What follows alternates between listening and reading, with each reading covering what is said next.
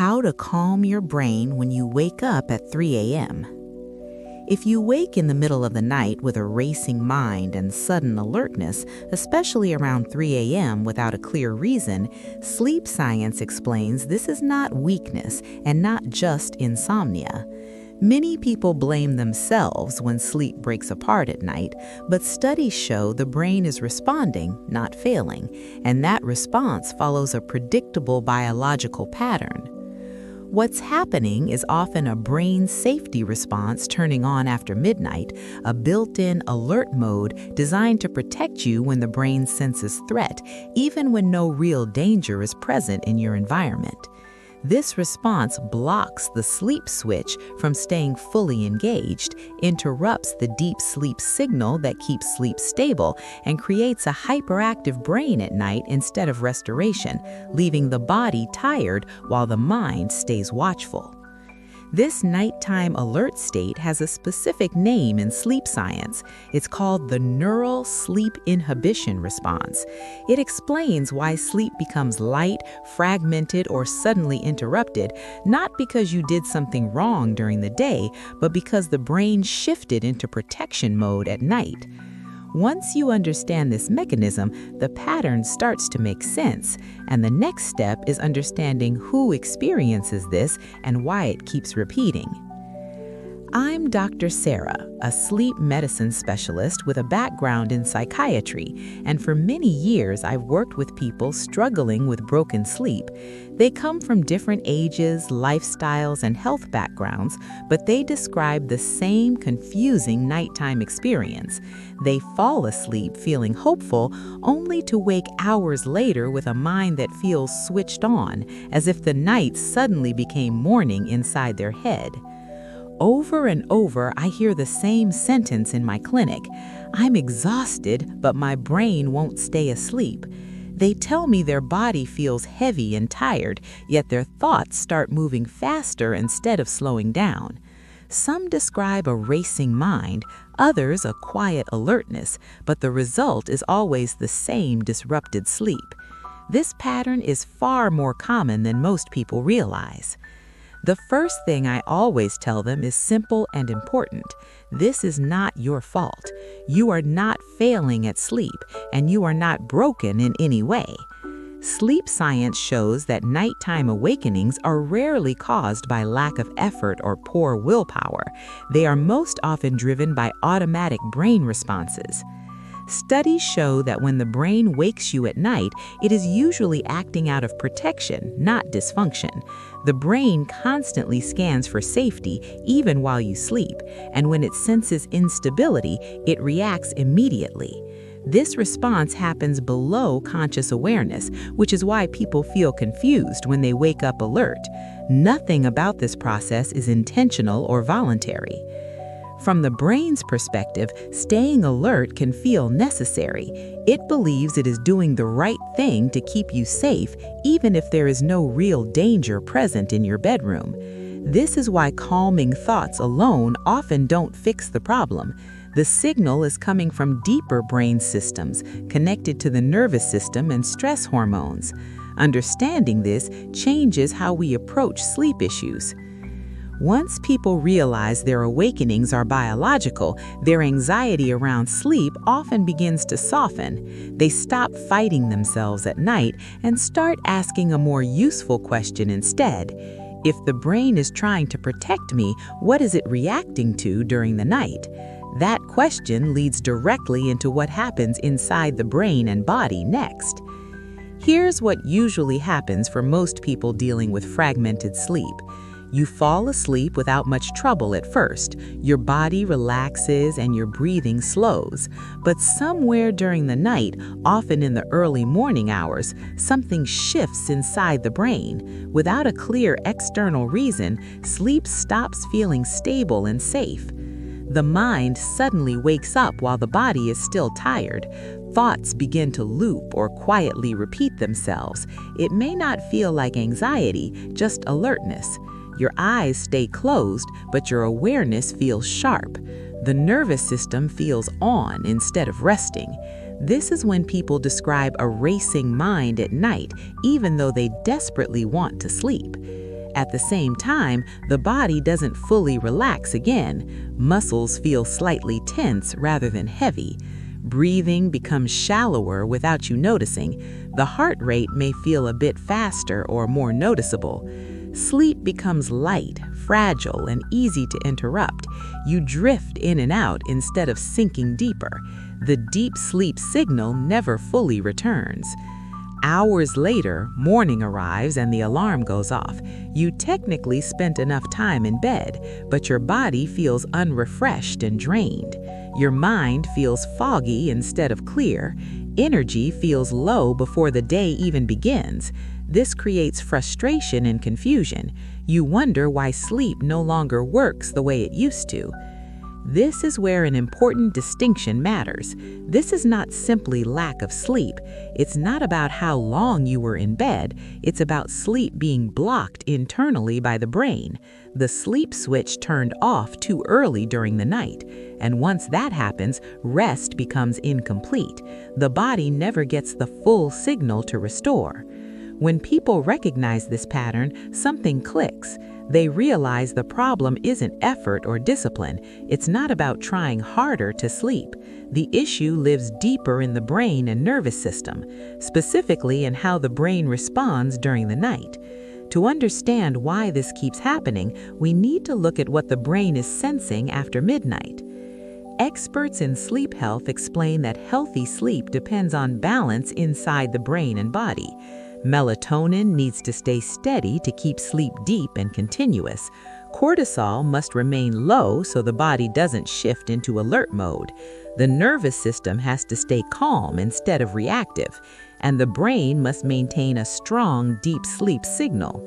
When these systems work together, sleep flows naturally.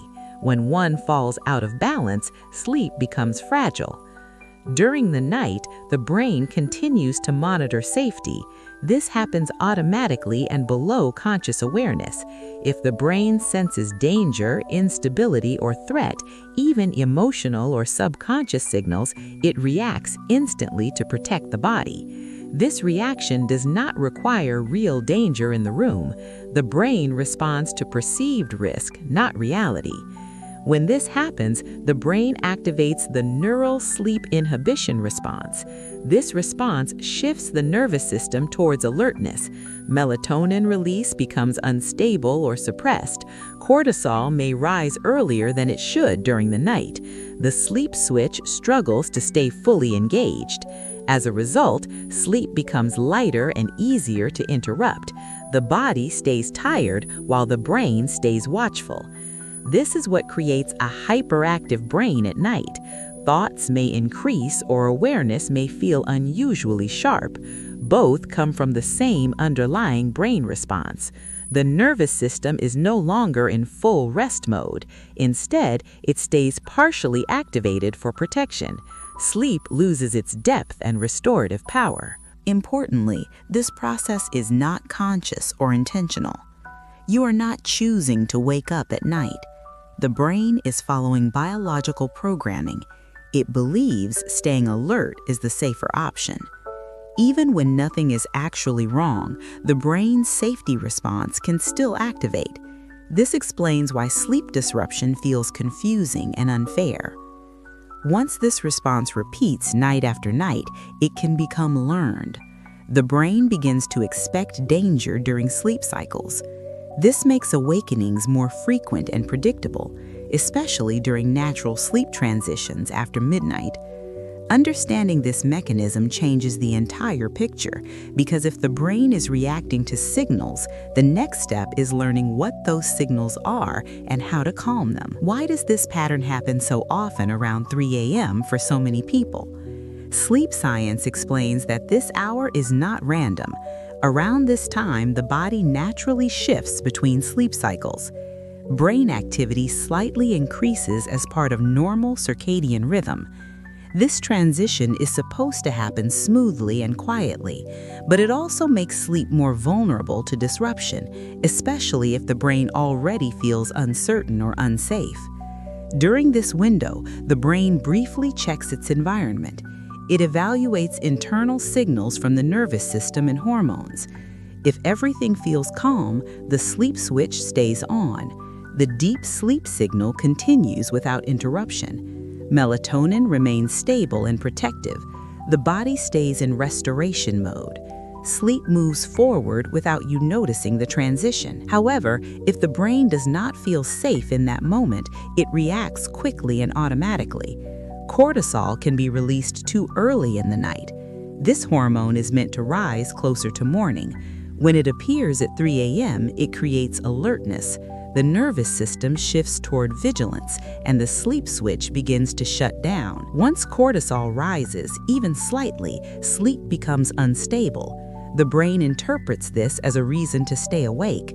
Thoughts may turn on, or awareness may sharpen. The body no longer sinks back into deep rest. Instead, sleep becomes light and fragmented. This is why falling back asleep feels difficult. The brain believes staying alert is safer. This pattern does not mean something is uniquely wrong with you. Different people experience it in different ways. Some wake fully at 3 a.m., others drift in and out of shallow sleep. Some feel a racing mind, others quiet alertness, but the mechanism underneath is the same. The brain is responding to a perceived safety issue. Once this becomes a repeated pattern, the brain learns it. It begins to expect disruption during this circadian window. That expectation alone can reinforce the response. Night after night, the same timing repeats. This is why so many people notice the clock when they wake. To change this pattern, we need to understand what tells the brain it is not safe during these transitions. Waking up at night does not mean something is wrong with you. It does not mean your body is failing you. It does not mean you are weak or unable to handle stress, and it does not mean you are anxious by nature. These beliefs are common, but they are not supported by sleep science. They often add fear and pressure around bedtime, and pressure is one of the fastest ways to keep the brain alert. What nighttime awakenings really mean is much simpler. Your brain is stuck in a protective mode during sleep. It believes it needs to stay partially alert to keep you safe. This response happens automatically and without your permission. You don't choose it and you don't cause it on purpose. It comes from deeper brain systems, not conscious thought. And once it activates, sleep becomes harder to maintain. The Neural Sleep Inhibition Response is not a malfunction. It is the brain using a survival pattern in the wrong context. This pattern evolved to protect humans from danger, but modern stress, habits, and signals can confuse the system. The brain begins to treat nighttime as a risky period, even when the body is exhausted and needs rest. Protection takes priority over restoration. This is why trying to force sleep often backfires. The more you worry about sleeping, the more alert the brain becomes. The brain interprets effort as urgency. Urgency reinforces the brain's safety response. Instead of calming the system, pressure keeps it activated. Understanding this removes much of the self-blame, and self-blame is one of the hidden drivers of nighttime alertness. When people truly accept that they are not broken, their relationship with sleep begins to change. Fear around waking up starts to soften. The brain no longer feels judged or pushed. This alone can reduce the intensity of nighttime awakenings, because safety is not just physical, it's emotional too.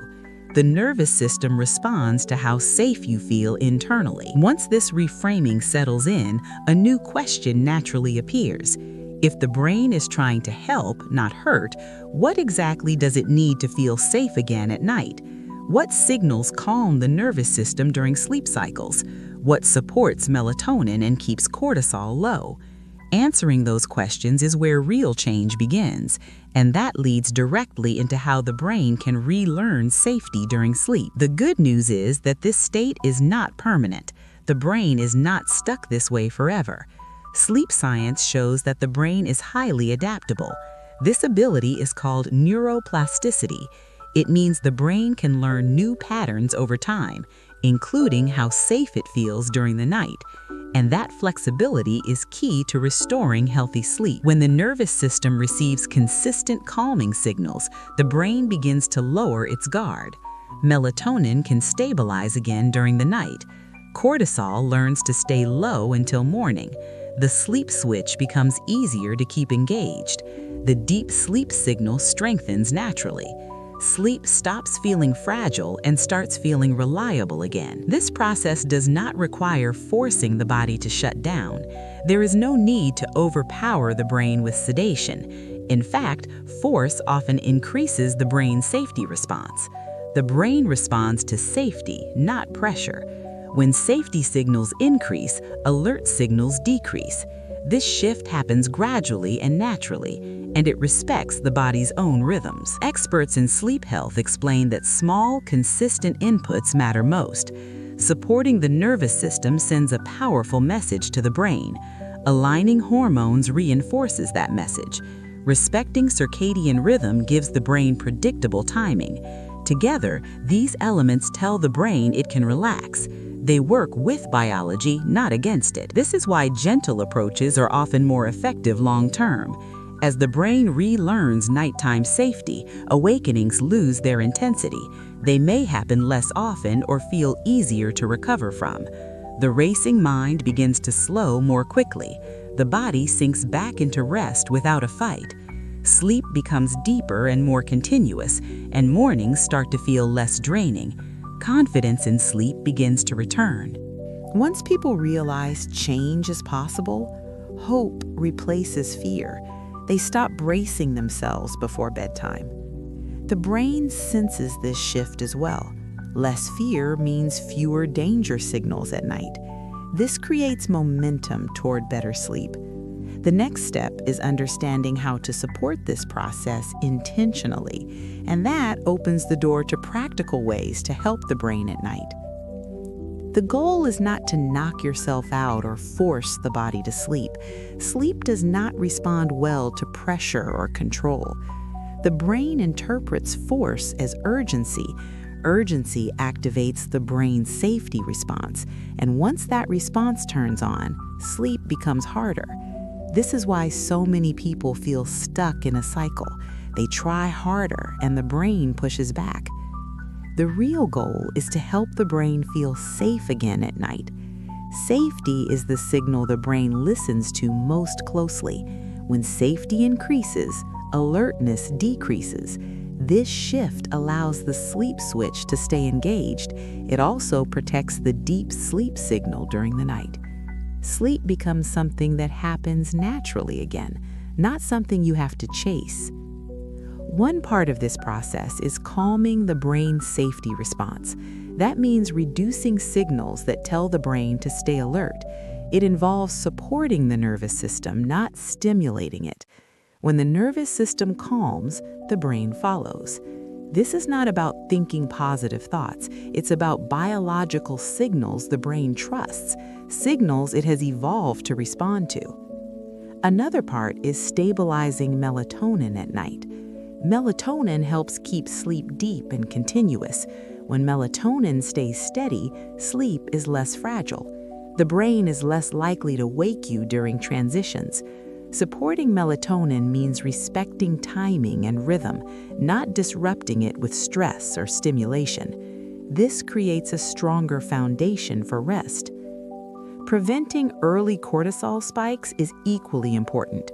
Cortisol is meant to rise closer to morning. When it rises too early, it creates alertness at night. Keeping cortisol low protects sleep cycles. This helps the brain stay in restoration mode longer, and it reduces those sudden awakenings after midnight. The night becomes calmer and more predictable. When these signals align, the deep sleep signal can return. The brain no longer feels the need to stay on guard. Sleep stops feeling like a struggle or a test. It becomes a natural process again. The body rests, the mind quiets, and recovery happens. Understanding this pathway prepares you for the next step, because once the goal is clear, the question becomes how to support it consistently. Many people choose to support this process in a gentle, intentional way, not by forcing sleep, but by supporting the brain's natural rhythms. Sleep science explains that the brain responds best to signals it recognizes. That's why some people turn to natural, doctor-approved sleep support. These supports are designed to work with the brain, not against it. They align with the nervous system instead of overriding it, and they respect how sleep biology actually functions. This kind of support does not knock you out. It does not sedate the brain or shut it down artificially. Instead, it focuses on helping the brain feel safe at night. Safety is the language the brain understands. When safety increases, alertness naturally decreases. That's when the sleep switch can stay engaged longer, and the deep sleep signal has room to stabilize. Experts in sleep health explain that supportive inputs can make a difference. When the nervous system feels supported, it sends calming signals upward. Melatonin release becomes more consistent during the night. Cortisol is less likely to spike too early. The brain's safety response begins to quiet down. This creates a more stable internal environment for sleep, one that the brain no longer feels the need to interrupt. What matters most is that this approach feels safe and familiar to the body. The brain is highly sensitive to anything it perceives as force. Supportive strategies work because they reduce perceived threat. They gently guide the brain back toward balance. This is why many people report sleep feeling more natural, less effort, less resistance, less nighttime struggle. The brain is allowed to do what it already knows how to do. If you want to learn more about this kind of natural support, the information is available for you to explore. You'll find the details in the first pinned comment below. There's no pressure and no obligation. It's simply an option for those who want extra support, an approach designed to complement healthy sleep habits and to work alongside the brain's own processes. Understanding support is only part of the picture.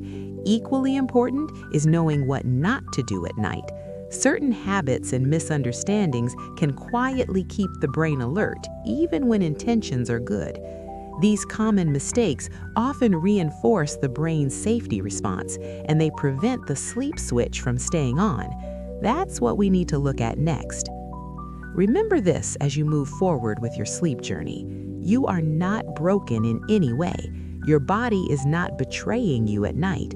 Your brain is responding, not failing. Everything you experience has a biological explanation, and understanding that alone can reduce nighttime fear, because fear is one of the strongest alert signals to the brain. When the brain wakes you at night, it believes it is helping. It is following patterns built for protection and survival. Those patterns can activate even when danger is not real. This is the brain's safety response doing its job imperfectly. The neural sleep inhibition response is not a flaw. It is a misfiring signal, not a permanent condition, and signals can be changed when the brain feels safe.